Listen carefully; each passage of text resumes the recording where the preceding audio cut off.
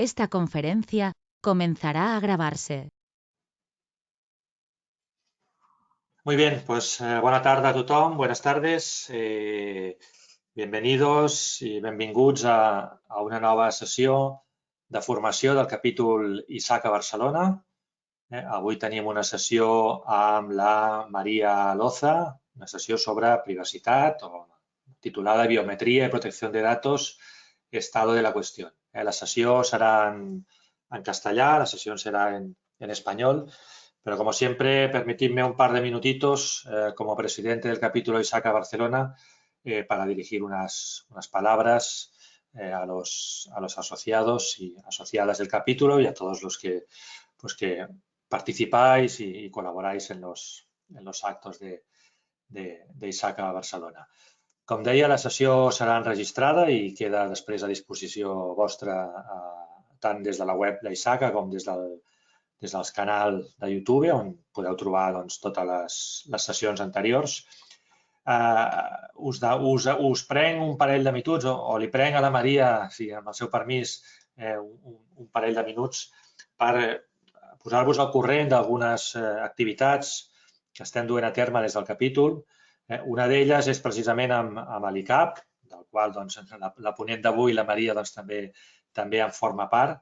Arrel de l'acord que tenim amb l'ICAP i amb la secció de tecnologia de l'ICAP, estem reprenent una fórmula que havíem treballat conjuntament ja fa un temps, que la pandèmia va aturar, perquè és un tipus d'activitat presencial, i comentar-vos que ho reprendrem a partir del mes que ve, el mes de maig, amb una sessió amb aquest enfocament adreçat a la gent de l'ICAP, amb perfils més jurídics o advocats en general, i apropar conceptes que des d'ISAC treballem, com són temes d'auditoria, ciberseguretat, govern i gestió de riscos.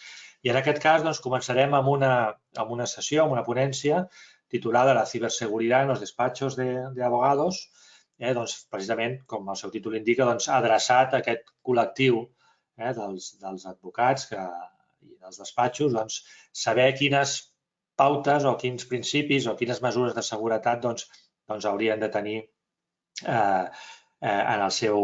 per dur a terme les seves activitats. Com veieu aquí, això serà el dia 10 per la tarda, en format presencial al centre de formació de l'ICAP. Això sí, és important que requereix una inscripció prèvia, que les inscripcions es gestionen des de l'ICAP i, per tant, ja estigueu els associats o membres de l'ICAP o els associats d'ISAC, ja rebreu amb els canals habituals la informació, i els que no, estigueu atents a les xarxes socials, tant d'una entitat com d'una altra, per veure com us heu d'inscriure per participar en aquesta activitat. Dit això, us comento, alguns ja sabeu, la vinculació d'ISAC amb el CMMI, amb l'Institut del CMMI, l'Institut aquest de capacitat, model de capacitat. Simplement dir-vos que hi ha hagut una actualització del CMMI, s'han afegit alguns dominis addicionals, i aquells que treballeu amb aquesta eina o amb aquest entorn, sapigueu que des de la web d'ISAC o des de la pròpia web del CMMI, que estan integrades, teniu accés a aquesta informació. Hi ha una part d'informació que està restringida a membres d'ISAC i alguna a gent que estigui subscrita al programa del CMMI, però també hi ha molta informació d'interès que podeu trobar, en especial aquells que treballeu en models de capacitat i amb aquest model de maduresa. Simplement és això, sapigueu que hi ha hagut una actualització i trobareu a la pàgina, a l'enllaç que us he posat aquí o directament a la web d'ISAC tota la informació. També en l'àmbit d'ISAC, comentar-vos que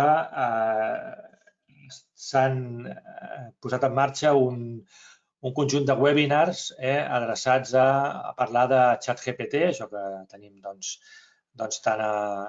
d'actualitat, temes d'intel·ligència artificial i en concret ChatGPT. En concret s'han posat en marxa dos webinars, un d'ells va ser la setmana passada, però tots els webinars d'ISACA, quan ja han passat, doncs queden durant un any a disposició dels associats. Això sí, és un tema exclusiu pels membres i associats a ISACA. Des de la pàgina web d'ISACA podeu accedir, hi ha un buscador, poseu ChatGPT, en aquest cas és molt fàcil, poseu ChatGPT i us sortirà directament.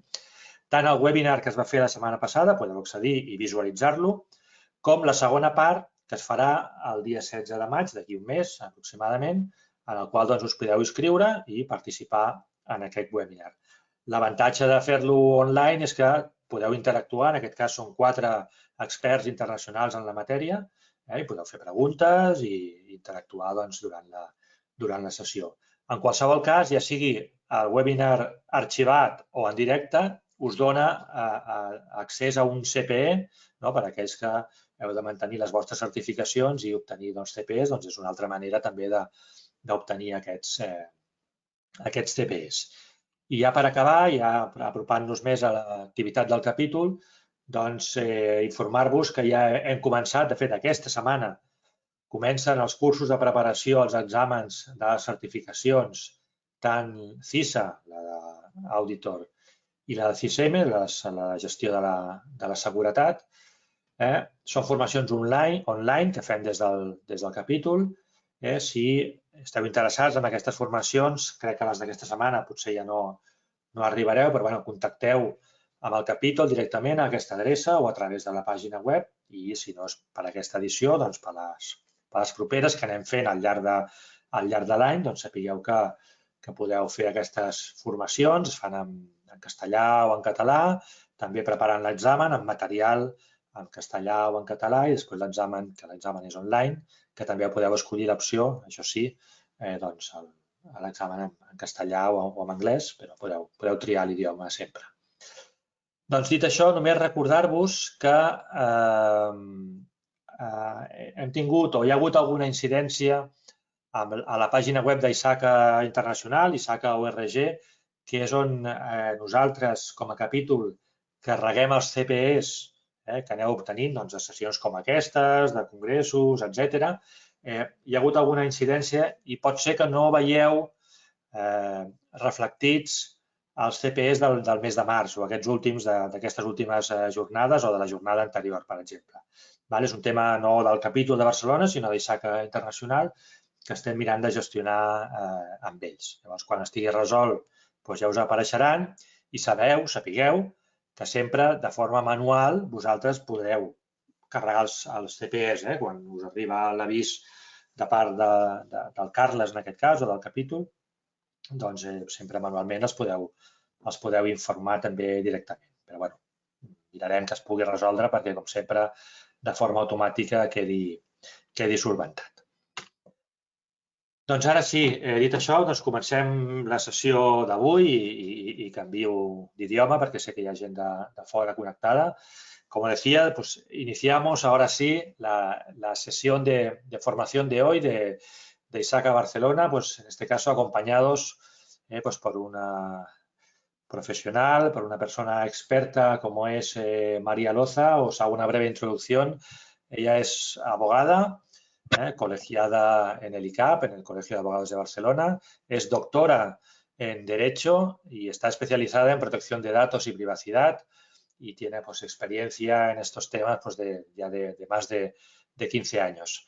Actualmente trabaja como Lead Advisor jurídico y en tecnologías emergentes en Govertis Telefónica Tech. Está también certificada como DPD, siguiendo el esquema ENAC de la Agencia de Protección de Datos. Cuenta con la certificación CDIPSI, es la CDPSE, certificación en privacidad de ISACA. Es vocal de la sección TIC del ICAP, del Colegio de Abogados de Barcelona, y además es profesora en la Universidad Internacional de La Rioja de varios cursos de formación, entre los cuales el máster de seguridad informática. Y también es un miembro activo en varias asociaciones profesionales, más allá del ICAP. Ella es miembro fundador de ENATIC, es miembro de APEP, está en DENAE, en la AEC, Asociación Española de Calidad, en ISACA también está asociada. Con lo cual estamos pues ante una compañera y una gran profesional en el ámbito. Y pues sin más, introduciros un poco la sesión en la cual pues se van a analizar pues esta relación, ¿no?, entre la protección de datos personales y el tratamiento pues de datos biométricos, ¿no?, o en estas operaciones que incluyen datos biométricos. Y además, pues en un contexto actual, ¿no?, en el cual diferentes autoridades de control y de protección de datos pues se han pronunciado, incluso el Comité Europeo de Protección de Datos, etcétera. Pues María, bienvenida. Puedes activar la cámara, el micrófono, puedes compartir la pantalla. En cuanto tú la compartas, creo que desaparecerá la mía. Y pues eso, bienvenida, agradecerte pues tu disponibilidad y tu tiempo para compartir con nosotros, con la gente de ISACA Barcelona, pues esta charla o esta sesión sobre esta temática que, por lo que sé, pues está ahora pues tan en boga, ¿no?, porque las autoridades de protección de datos pues están tratando estos temas. Vale, creo que estamos viendo la pantalla, sí, en modo edición. Sí, ahora, perfecto, la tenemos a pantalla completa. Pues adelante, María, cuando quieras, todo tuyo. Vale. Moltes gràcies, Joan. Moltes gràcies també al Carles i a ISACA per la invitació i, com deies, faré la presentació en castellà. Bueno, voy a intentar, es una materia que no tendría por qué ser tan compleja. Voy a intentar hacerlo de una manera que sea lo más sencilla posible. A ver, un momentito. Vale. Lo más sencilla posible para que lo entendamos todos, ¿no?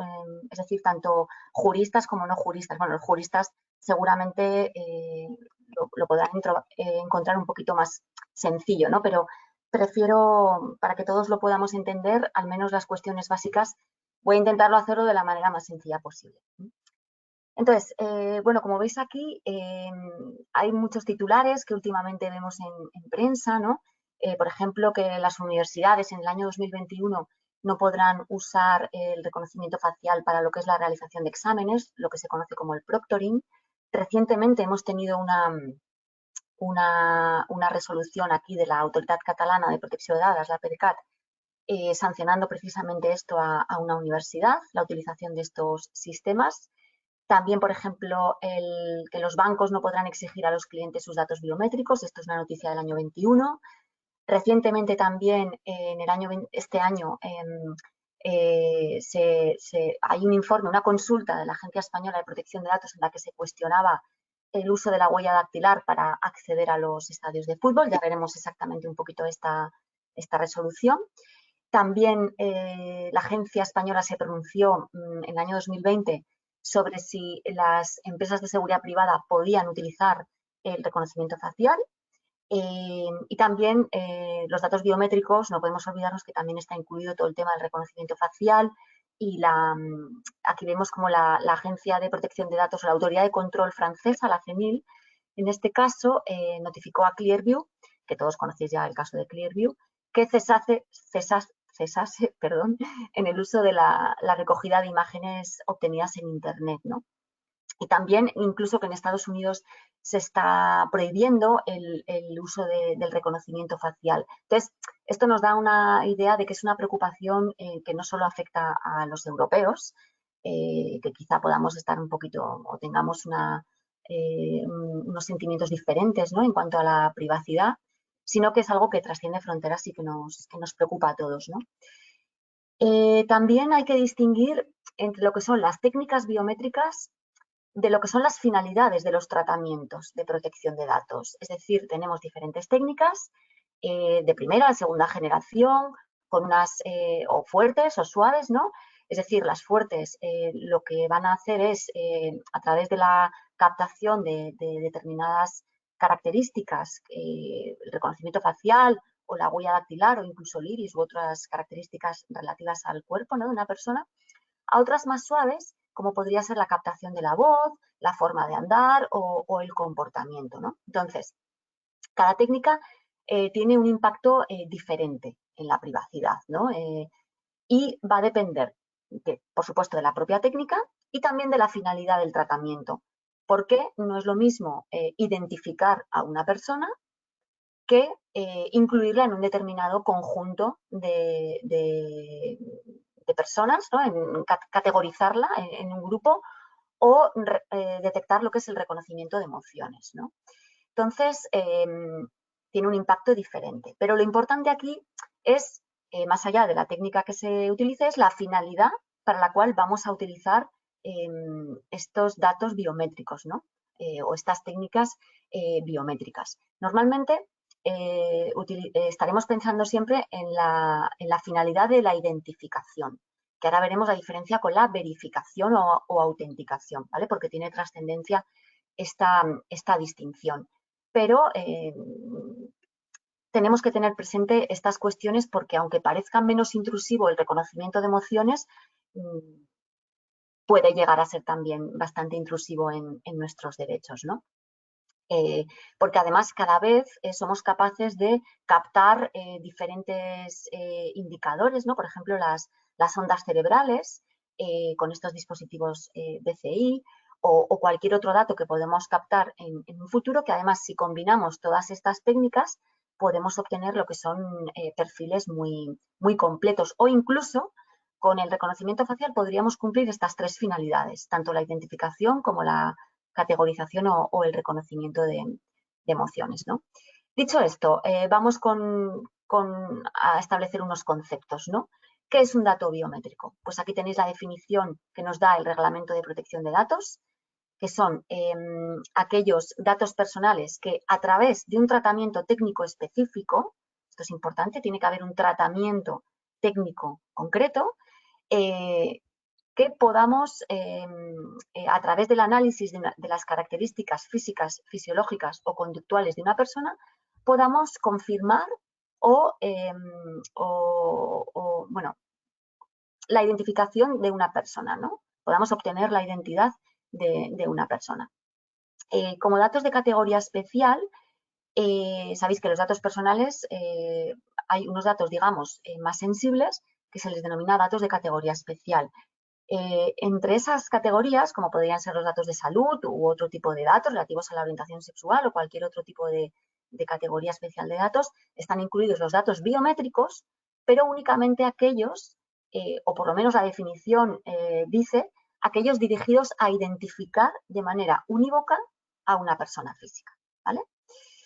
Y en cuanto a las fotografías, podemos preguntarnos si es un dato biométrico. En principio no, es decir, en principio no, salvo que a través de un tratamiento técnico específico podamos obtener la identidad o la confirmación de la identidad de una persona, ¿vale?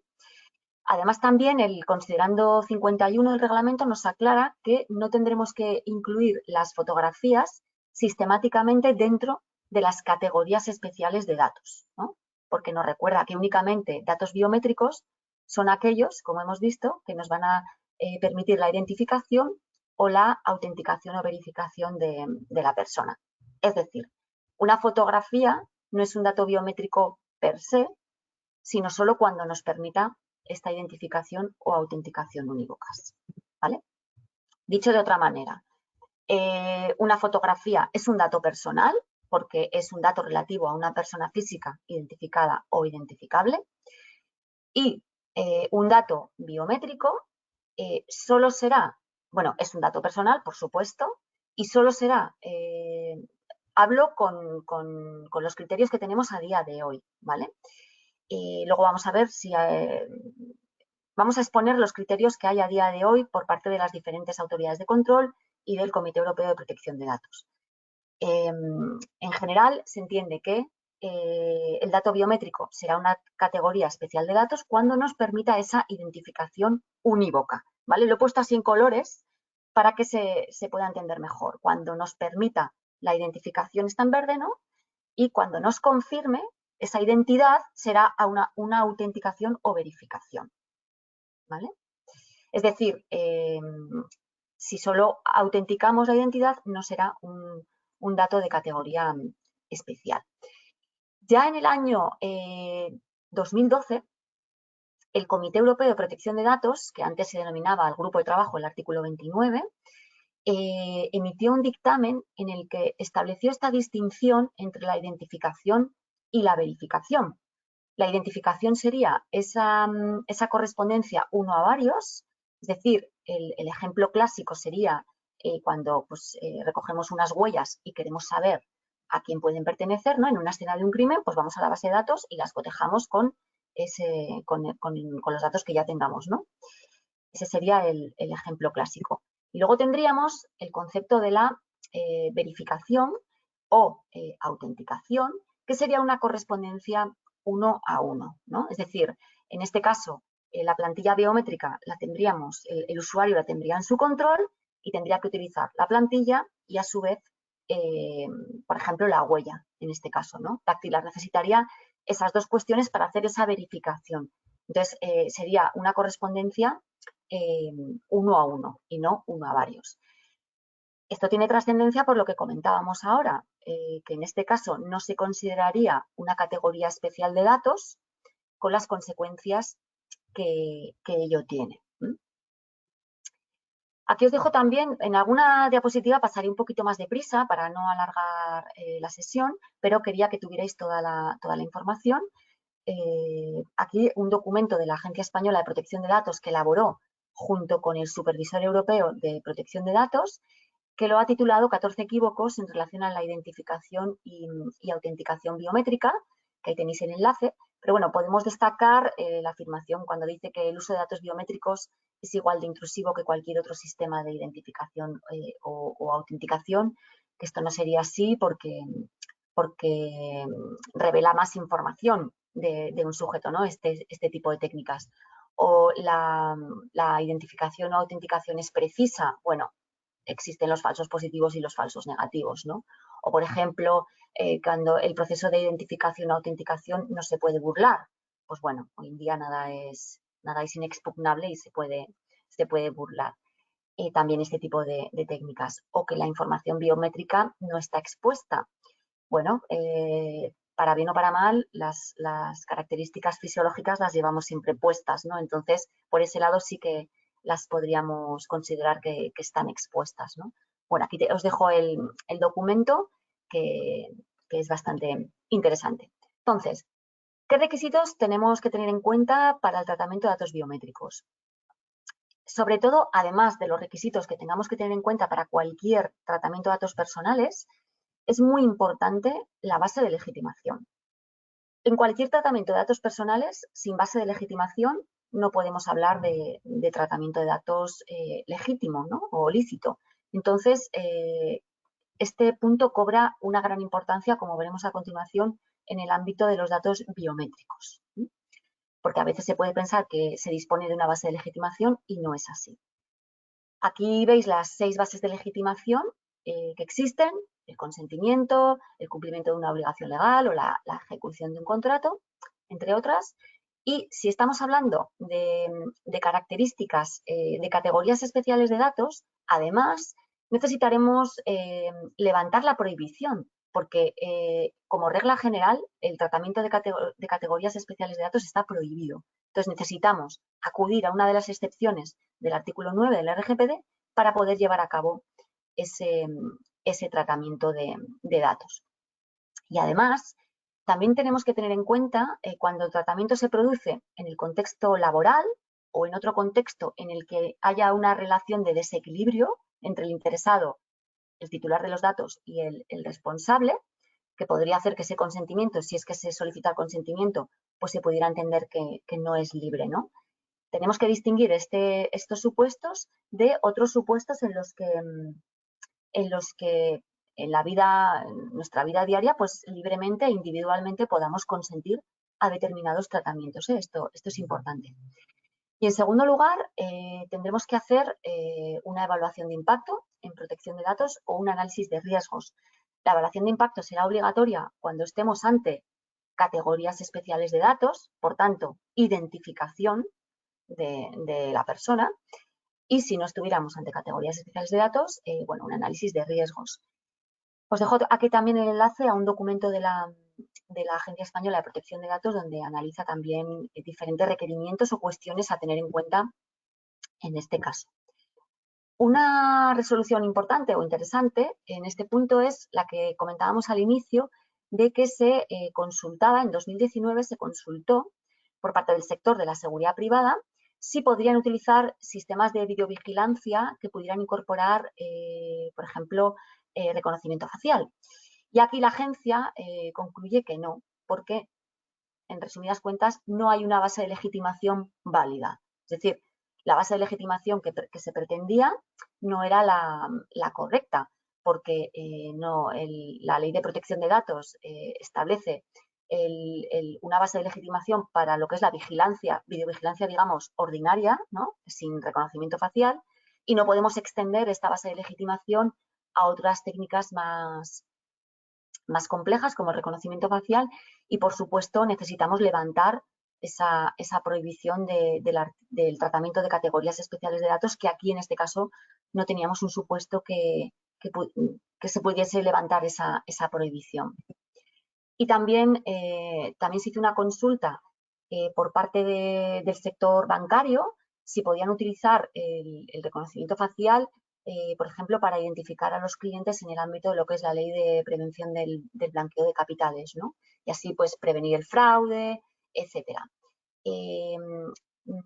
Aquí se entendía que el consentimiento no podía ser una base de legitimación adecuada, porque no podía hacerse depender del consentimiento del cliente si se utilizaba o no este sistema, pero, por otro lado, se consulta si hay otra base de legitimación en la que se pueda amparar, ¿no?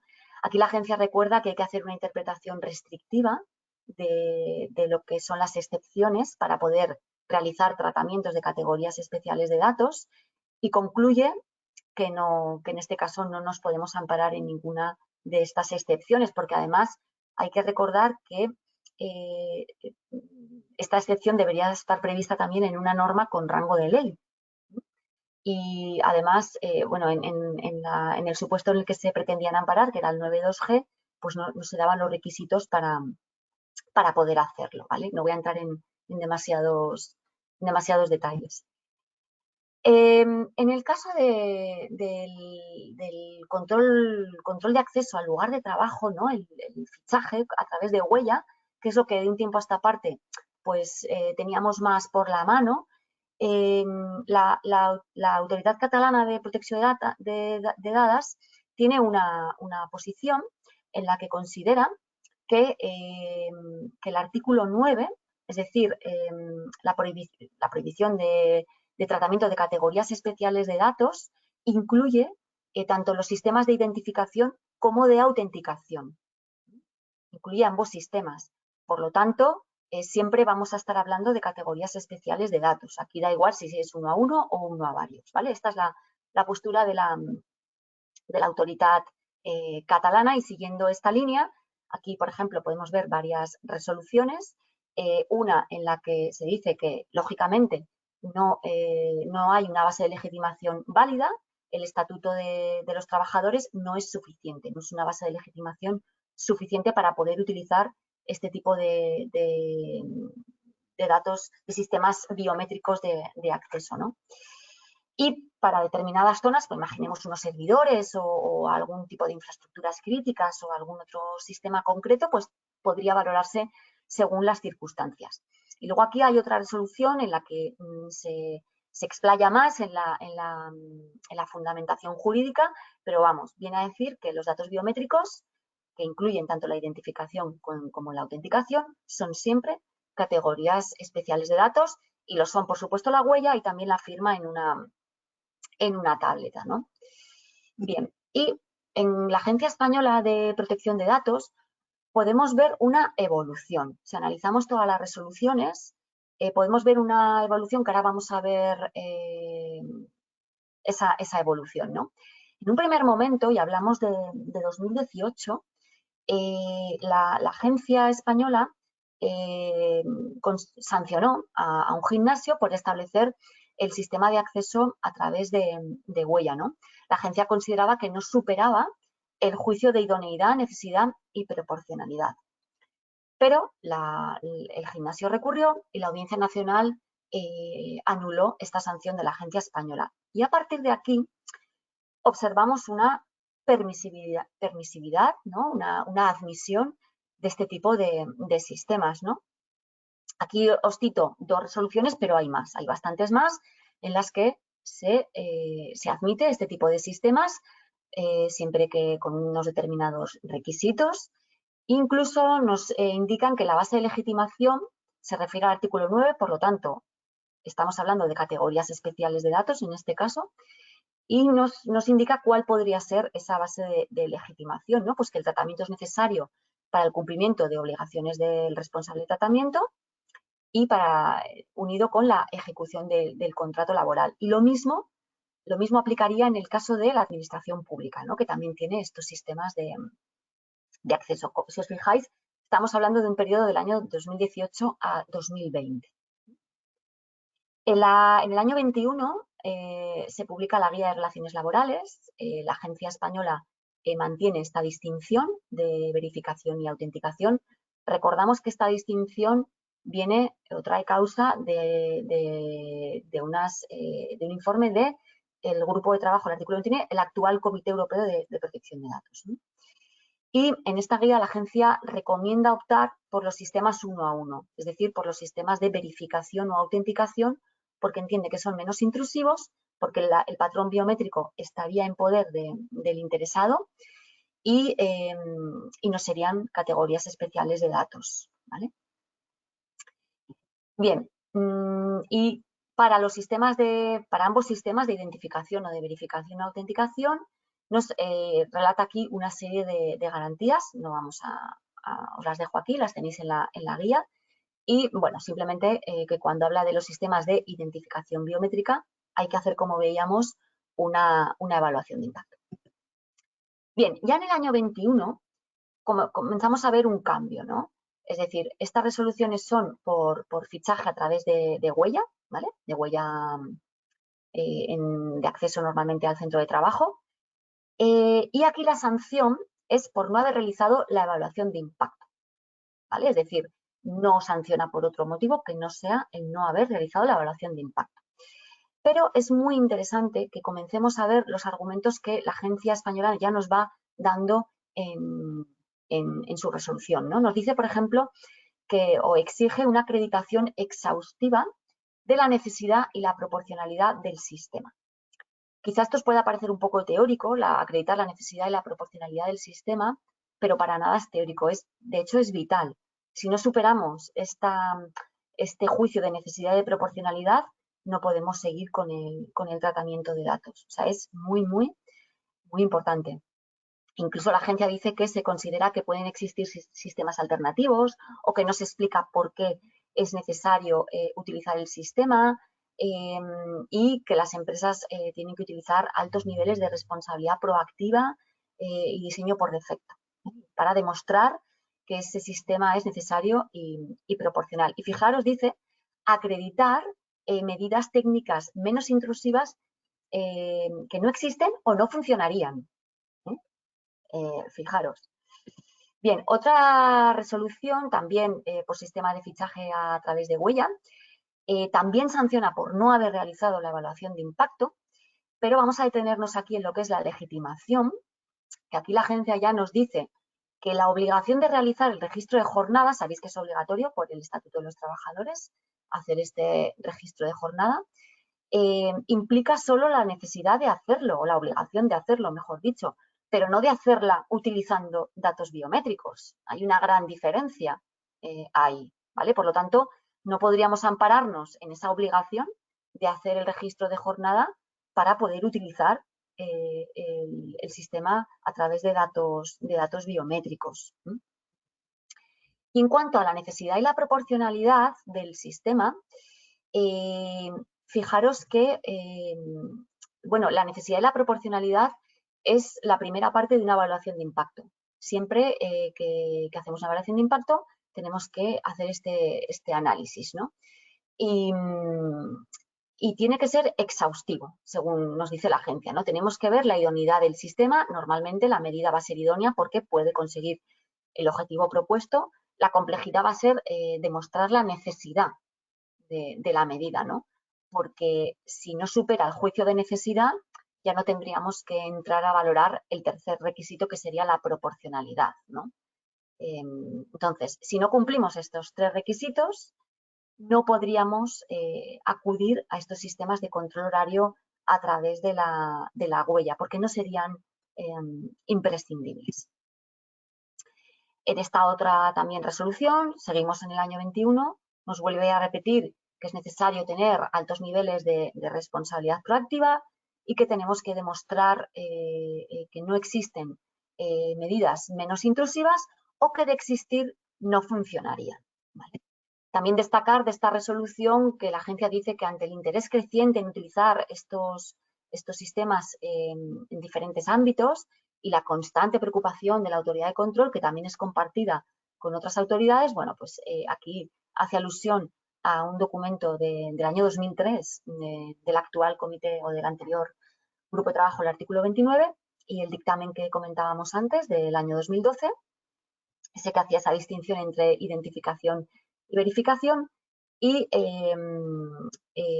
nos menciona esto que acabamos de comentar ahora sobre la necesidad, la proporcionalidad, la pérdida o el impacto que tiene este sistema en los derechos del interesado, si esa pérdida o esa restricción en los derechos es proporcional al beneficio que vamos a obtener y si con un medio menos invasivo podríamos obtener el mismo resultado, ¿vale? Todo esto tenemos que acreditarlo. Ya llegamos, en el mismo año 21, a lo que la propia agencia llamó la primera sanción por el uso de sistemas de reconocimiento facial para el registro de jornada. Como hemos visto, hasta la fecha no sancionaban porque el sistema no fuera adecuado o por la falta de proporcionalidad o necesidad del sistema o por otra cuestión, sino que sancionaba por no haber realizado la evaluación de impacto preceptiva, ¿vale? Sobre todo cuando tratemos categorías especiales de datos.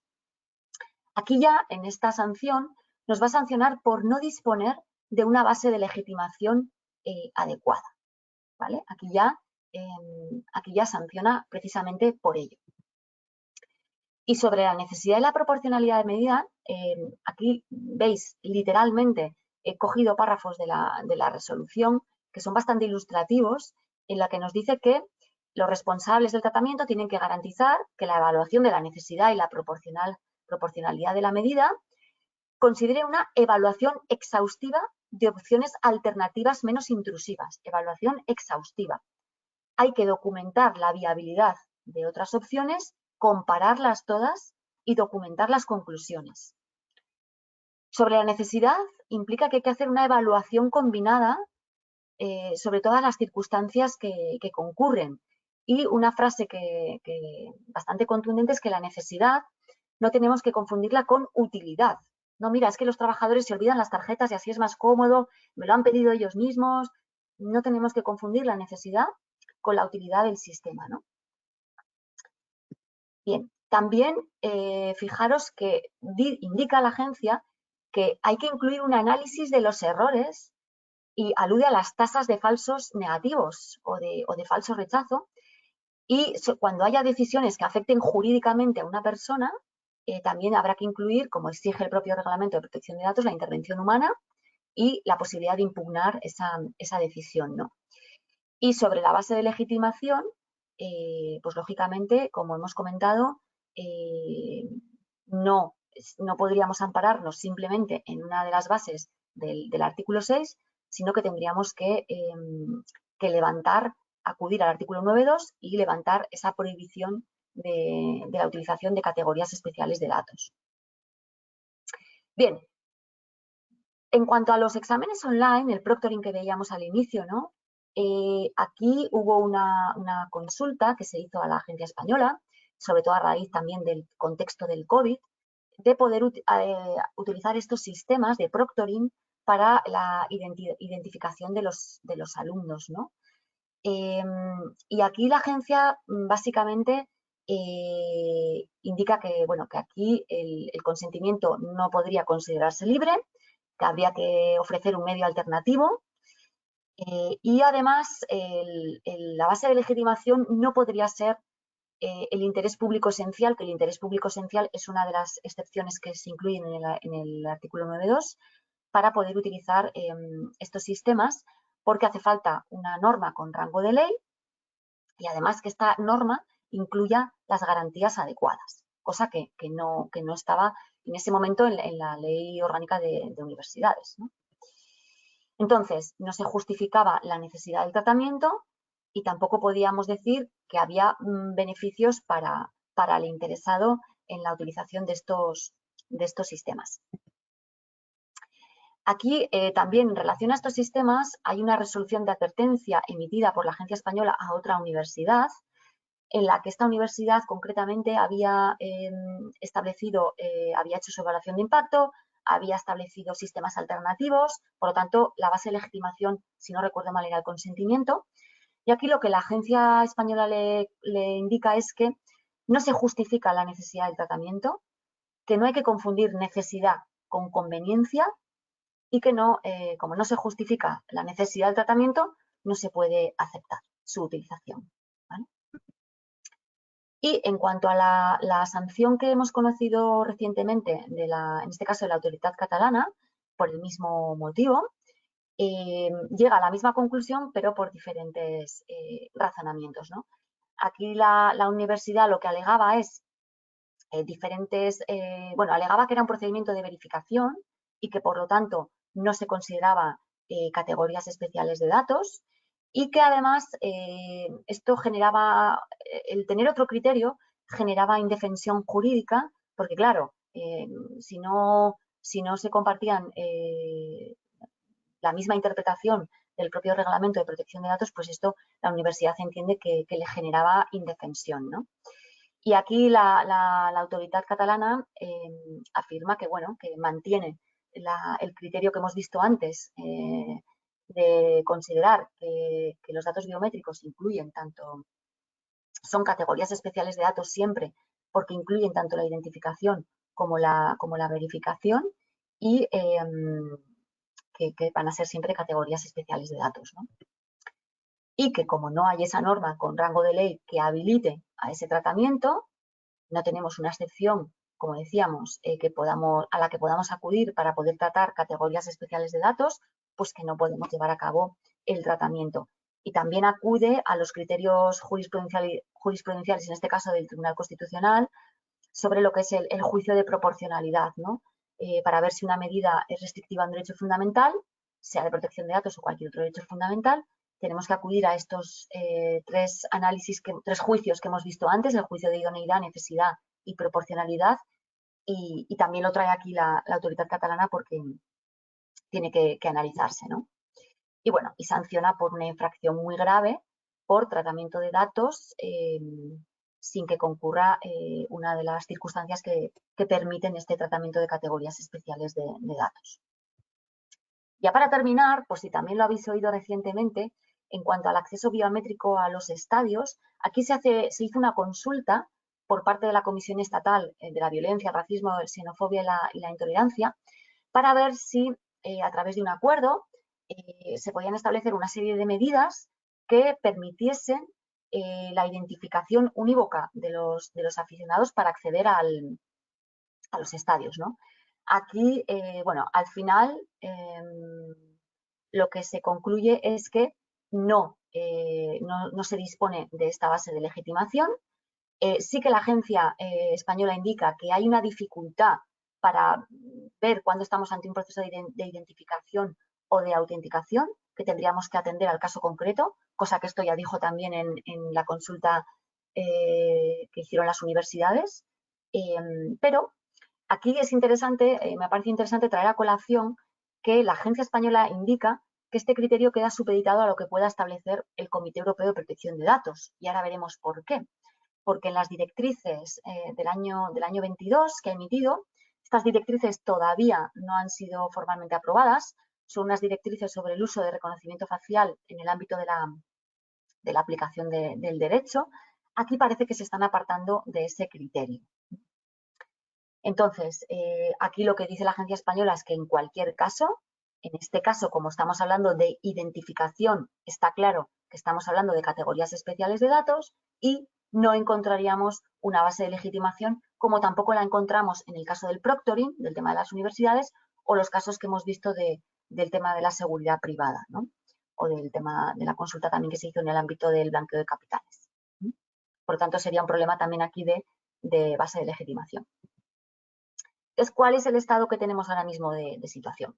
Pues tenemos este dictamen del año 2012 del Grupo de Trabajo del Artículo 29, que es el actual Comité Europeo de Protección de Datos. Tenemos los diferentes informes que hemos visto de la Agencia Española, que la Agencia Española sigue esa interpretación del Comité Europeo de Protección de Datos. Esta interpretación ha sido mantenida por el Comité Europeo de Protección de Datos en sus directrices del 2019 sobre videovigilancia. También el Consejo de Europa, en la nueva versión del Convenio 108, mantuvo esta distinción.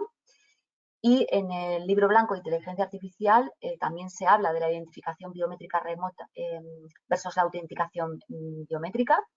Y en la propuesta de reglamento de inteligencia artificial sí que se utiliza la misma definición de datos biométricos que el RGPD. Y por otro lado, podemos tener la interpretación de, en este caso, la autoridad catalana. Y también decir que la francesa emitió una serie digamos, como una especie de instrucción para poder utilizar sistemas de autenticación biométrica en el ámbito laboral, en el contexto laboral. Y la ICO inglesa, la Autoridad de Control inglesa, sí que también comprende dentro de los sistemas de identificación biométrica los de verificación, ¿no? Este podría ser un poquito el panorama. Como he comentado, también a pesar de ser así, la agencia española dice que, bueno, que es una cuestión compleja, que hay que ver cada caso, pero en general se apoya en esta interpretación de distinguir entre los datos que permitan la identificación o la verificación, pero que en caso de duda y en cuanto si no hay un cambio por parte del Comité Europeo de Protección de Datos o de los órganos jurisdiccionales, tendremos que acudir a la interpretación más favorable para los derechos del interesado. Y aquí, como os decía, estas directrices que estamos pendientes, ya va a ser un año desde que se emitieron, no en su versión definitiva, por lo tanto estamos pendientes de la aprobación definitiva. Aquí os pongo un párrafo que parece ser tajantemente que aquí parecería que se querría eliminar esa distinción entre la autenticación y la identificación y, por tanto, considerar a los datos biométricos siempre, en todo caso, categorías especiales de datos, lo cual parece que tiene sentido, ¿no? Es decir, no en función de la técnica que se utilice, considerarlos siempre categorías especiales de datos. Pero bueno, esto, como os digo, todavía no es definitivo, entonces no hay un cambio formalmente a día de hoy, pero bueno, estamos a la espera de que se aprueben estas directrices de manera definitiva. Esto sería un poquito, espero que no haberos aburrido demasiado. No sé si tenéis alguna cuestión. Muchas gracias, María, gracias, muchas gracias. Bueno, sí, realmente una charla, una ponencia interesante, además llena de referencias, de documentos y muy bien documentada con las resoluciones, etcétera. Pues sí, abrimos ahora un espacio un turno de preguntas vía chat o vía audio, en los que podáis activar el micrófono, podáis intervenir directamente y si no a través del chat. Creo que tenéis acceso al chat como mínimo al equipo organizador y María vería esas preguntas. Pues quedamos abiertos a vuestras intervenciones. Vale, mientras, pues bueno, voy agradeciendo a María pues su disponibilidad y su capacidad pues para compartir con ISACA Barcelona estos conocimientos. Es una materia sobre la que, claro, con estos cambios de interpretaciones, porque claro, no es lo mismo hace 10 años, únicamente cuando hablábamos de control de acceso biométrico pensábamos en la huella. Hoy en día, claro, todo ha evolucionado más y tenemos el tema del reconocimiento facial. Entonces, esto ha hecho que se vaya modulando también la interpretación, o incluso por los tribunales, como hemos visto, ¿no? En el caso de la revocación de aquella resolución de la Agencia Española.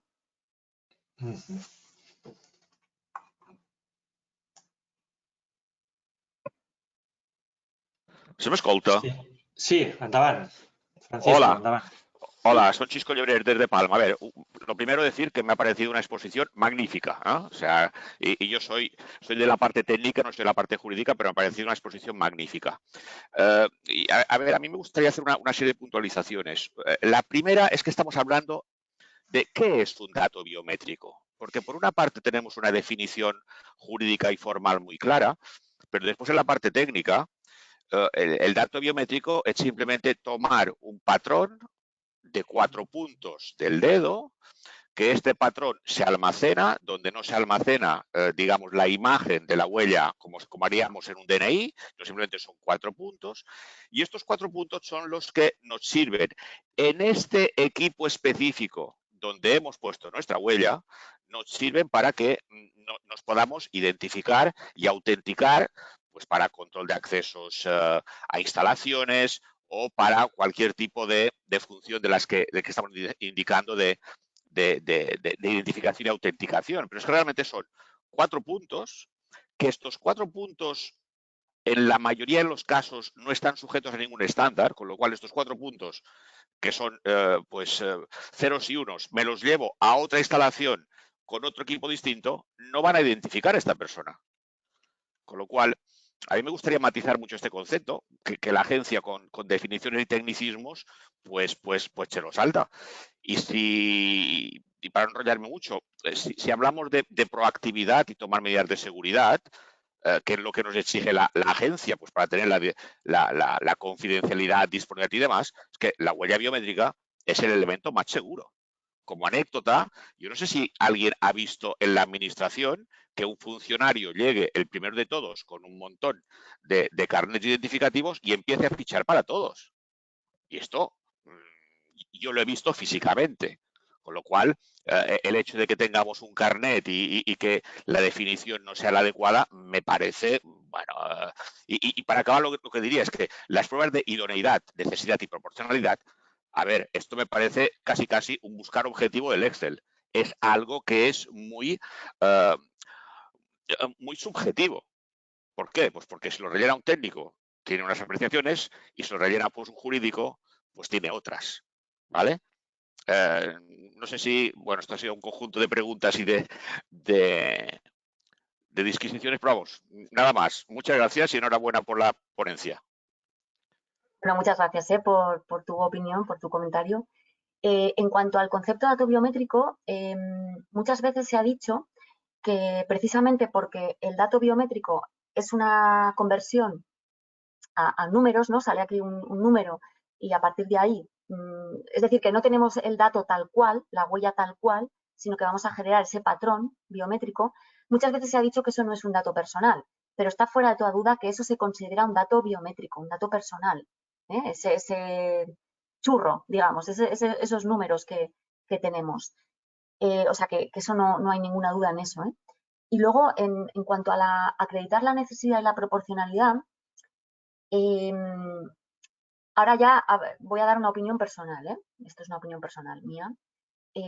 Considero que tal y como la agencia exige la acreditación de la necesidad, bueno, o las agencias, las autoridades de control, no solo es la agencia española, exigen esa acreditación de la necesidad y la proporcionalidad, es muy difícil poder superar ese juicio. Es muy difícil a día de hoy porque siempre vamos a tener una técnica menos intrusiva o de otra manera. Entonces, con todos los requisitos que hemos ido viendo que nos pide la agencia, va a ser realmente difícil acreditarlo y la verdad hay que también aportar muchos elementos técnicos para poder demostrar por qué esa técnica y no otra, para poder superar el juicio de necesidad. Sobre todo aquí, la eficacia no hay ninguna duda de que existe, pero la necesidad y la proporcional va a ser lo difícil, sobre todo la necesidad. No sé si me he dejado algo por contestar de lo que has preguntado. No, lo que pasa es que no llegamos a la concreción. O sea, cuando estamos hablando que es esta otra medida, a ver, yo tengo que hacer el control de acceso a una instalación. Sí, Si no uso huella biométrica, ¿qué tengo que hacer? La típica tarjeta que me la pueden robar o pueden suplantarse, o tengo que repartir llaves, que es la manera que hemos dicho siempre, llaves físicas. O sea, es que no tiene ningún sentido ni repartir las tarjetas como se hacía antes, ni llaves físicas. Con lo cual, el hecho de que yo pueda utilizar la huella biométrica, es verdad que también, como dice la agencia, puedo usar una tarjeta y que en la propia tarjeta esté mi huella biométrica, pues bueno, aquí ya estaríamos en una situación de 1 a 1 y ya no sería un dato especial. Pero claro, eso es. y cuando tú Eso es, decías...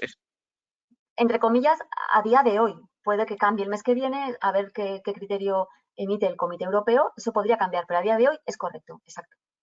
No, y yo creo que va a ir a peor. Va a ir a peor porque todas las autoridades de control están en un plan que están poniendo pues unas trabas técnicas a la técnica. Me alegro que la Audiencia Nacional pues esté rectificando la plana y cuando hay una multa, pues cuando vayas a la audiencia y demás, pues pueda rectificar, porque es que si no, estamos poniendo trabas muy significativas a lo que es la parte técnica. Sí, bueno, esa sentencia de la Audiencia Nacional fue ya de hace unos años. Habría que ver hoy si sería en el mismo sentido una resolución similar. Pero efectivamente, mi opinión personal, y esto ya digo es personal, siempre va a haber medios menos intrusivos y por esa regla de 3 pues podríamos estar todavía con la rueda, ¿no? Es decir, la técnica está ahí para que la podamos utilizar y no podemos cercenar, ¿no?, el uso de tecnologías porque no superan ese juicio de necesidad y proporcionalidad. Es que ahora mismo, como decía antes, claro, antes la biometría se limitaba a la huella dactilar, pero hoy en día la biometría evoluciona muchísimo, ha evolucionado muchísimo, está en constante evolución, puede combinarse diferentes técnicas, entonces la intrusión es muchísima y de ahí es esta posición de las autoridades de control más protectora con respecto a nuestros derechos. Yo creo que es un poco el momento, digamos, histórico que estamos viviendo, pero efectivamente comparto que no podemos cercenar, ¿no?, el uso de las tecnologías simplemente, en todo caso, porque no son necesarias o porque no superan ese juicio de necesidad y proporcionalidad, ¿no? Y no sé si hay otras preguntas, pero una cuestión muy concreta. O sea, cuando tú dices que esta conversión a un patrón de ceros y unos es un dato personal, este patrón simplemente sirve en este equipo, en este fabricante y para esta instalación. Con lo cual yo esto no me lo puedo llevar a otro sitio e identificar a la persona. Con lo cual, que esto sea un dato que permita identificar de manera unívoca a una persona, y yo lo pongo en duda. Bajo mi criterio técnico, esto no es correcto. ¿Me entiendes? O sea, Claro. estos ceros y unos están para un fabricante, porque no hay ningún estándar que te diga, dado un dedo, el modelo, el patrón que emplearemos es este. No, cada fabricante emplea su modelo y sirve para sus equipos. Pero con la base de datos de ceros y unos del fabricante 1, puedo irme al fabricante 2 y no va a servir absolutamente para nada. Y para mí esto es un dato muy significativo que entiendo que no se tiene en cuenta. Claro, eso te recomiendo que mires el documento este de la agencia de los equívocos, si no lo has visto, que ahí habla un poquito de eso, ¿no?, de la reversibilidad y todas esas cuestiones. Pero Bueno, sí. De acuerdo, gracias. no, pero efectivamente hay medidas de seguridad luego que se pueden aplicar y estándares internacionales también. Molt bé, gràcies, Xisco, per la teva intervenció. Tenim una altra persona que ens demana pas, el Roger. Crec que pots activar el micròfon. Sí, ¿me oís? Hola, sí. María, aparte de los informes de las agencias, en el caso de la formación online está claro el problema. Y además, hablando de derechos personales, yo como persona también tengo el derecho a poder hacer exámenes online en remoto. Entonces, en el caso de la WOC, ¿tienes algún eco, algún retorno de cómo han resuelto este problema de la identificación inequívoca de la persona que está delante de una pantalla haciendo un examen? Porque esto, otras entidades que certifican, o sea, como son norteamericanas, es muy fácil. O activa la cámara o no se examina y no certifica. Punto. En el caso de la UOC, la autoridad catalana sí que le conmina a adoptar una serie de medidas, ¿vale? Ahora no recuerdo exactamente cuáles son, pero sí que le dice que tiene que adoptar una serie de medidas, ¿no? Están en la resolución, que ahora de memoria no las podría decir, pero en otras universidades lo que se está haciendo es, por ejemplo, enseñar el DNI a la cámara, ¿no? Y así se acredita la identidad. O por Perdona, ejemplo, sí. pero esto estamos en el mismo caso que las tarjetas. O sea, yo pido el DNI, lo muestro y tal. Y dices, no, es que hay que acreditar. Otra cosa es la justificación, el juicio de idoneidad, etcétera. Y no hay otra forma de garantizar que la persona que se está examinando es esta que con una identificación física de la persona, igual que en un examen físico. Es que no hay tutía. Eso alegaba la UOC, ¿no? Que realmente eso era lo mismo que presencial. Tú enseñas el DNI y cotejan si eres el mismo de la foto, ¿no? Ese era el argumento también, ¿no? Aparte de que no era un dato de categoría especial, ¿eh?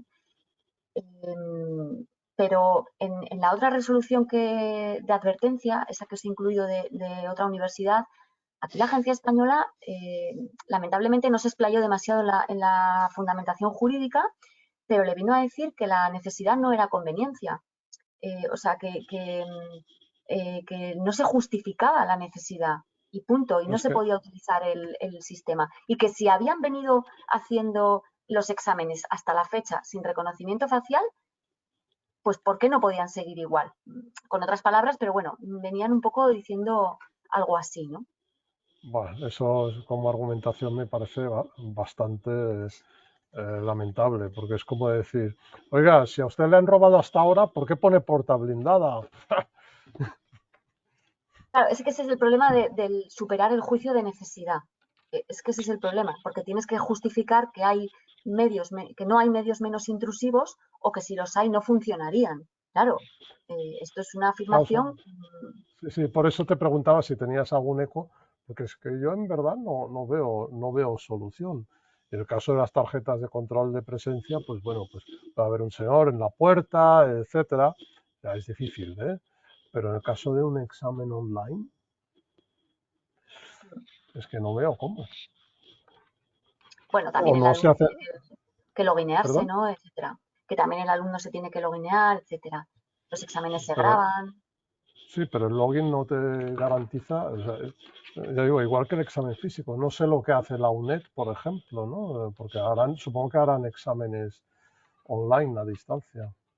Mm. Otra cosa es que no se hagan exámenes online, ¿no? Con lo cual dices, bueno, oiga, que quiere examinarse, pues venga aquí. No, pero yo es que estoy en un pueblo tal, y tengo problemas de movilidad. No, pues si no viene, no. Y hoy en día es un poco triste. Mm.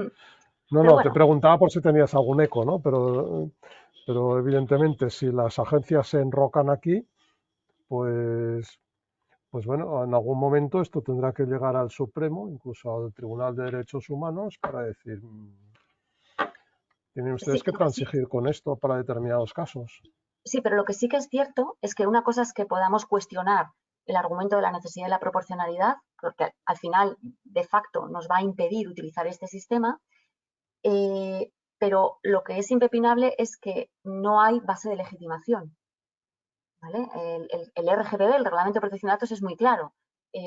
Tienes que tener una base de legitimación y si estamos ante categorías especiales de datos, tiene que haber una excepción, tiene que estar en una norma con rango de ley que establezca una serie de garantías. O sea, esos requisitos no se cumplen y eso es así, eso es algo objetivo, no es interpretable. Entonces, por ese lado, eso es así. Pero Entonces, entonces tendríamos suponiendo que que ir, suponiendo que pero, superasen el juicio de necesidad de proporcionalidad, vamos a suponer que se supera, no tendríamos base de legitimación en el caso de categorías especiales de datos, ¿eh? Pero tendríamos, o sea, lo que estás diciendo es que para que tengamos una base de legitimización necesitamos modificaciones legislativas. Sí, sí, esto lo ha dicho reiteradamente la agencia española. Y también lo dice la autoridad catalana, que no hay una base de legitimación. Vale. De hecho, es el argumento también de la consulta esta que hemos comentado ahora del acceso a los estadios, que la ley del deporte no establece esa posibilidad tampoco. O sea que la conclusión es que hoy por hoy los exámenes oficiales online son irrealizables. Bueno, no. De hecho, se realizan, hay universidades Sí, online. pero están quebrando el principio de identificación inequívoca del candidato, del examinando. Bueno. Porque todo lo que es dirección IP, certificado electrónico, contraseña, bla, bla, bla, todo esto no garantiza que el señor que esté ahí delante sentado sea el que dice que es.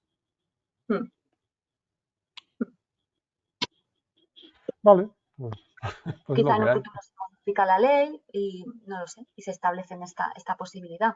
La ley de universidades me refiero.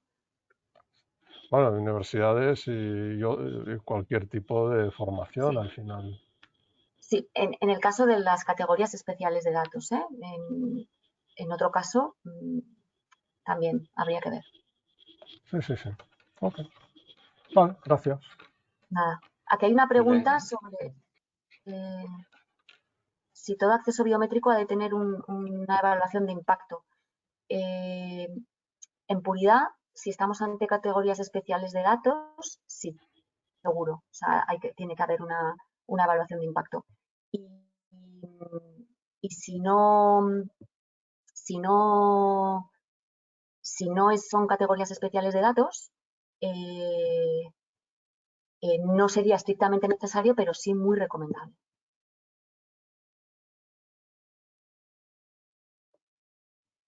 Muy bien. Vamos a ver si tenemos algo más.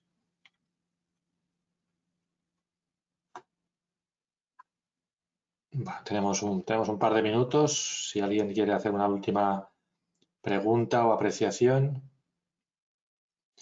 No sé si María, ves el chat de organizadores, alguien comentaba que estaba revisando la web de la UNED, pero bueno, habría que y poner el No lo he enlace visto. donde hay una aula virtual.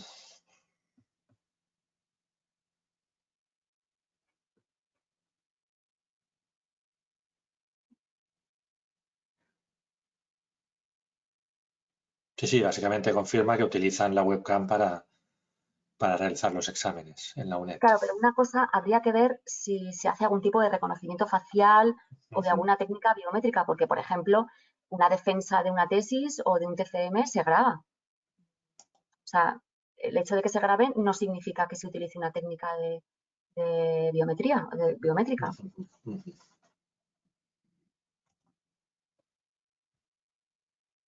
O sea, perdona, entonces aquí, claro, yo he apuntado mucho a la marca biométrica, pero en verdad el reconocimiento facial podría ser, vamos a decirlo mal, ¿no? Manual. Sí, sí, yo veo el Claro, DNI y veo que la cara pues es la de este señor, claro. pero sin almacenado de su cara en ningún sitio. Ujú. O el proceso de sus rasgos faciales para obtener una marca biométrica. Exacto, lo mismo que si estuviéramos en la misma habitación, ¿no? Sí, Y dejas el DNI al lado en la mesa, ¿no? Como antiguamente cuando hacías el examen, ¿no? sí, sí, sí, sí, sí, correcto. Entonces estaba teniendo una visión sesgada, muy fijada en la marca biométrica, pero que tampoco es imprescindible. Vale, de acuerdo. Bueno, pues estamos en tiempo. Si no hay más preguntas, yo creo que lo podemos dejar aquí.